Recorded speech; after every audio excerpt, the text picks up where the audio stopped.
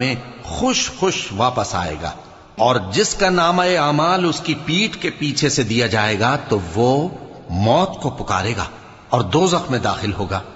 وہ اپنے اہل و عیال ہی میں مگن رہتا تھا، وہ تو خیال کرتا تھا کہ اللہ کی طرف لوٹ کر نہ جائے گا، کیوں نہیں؟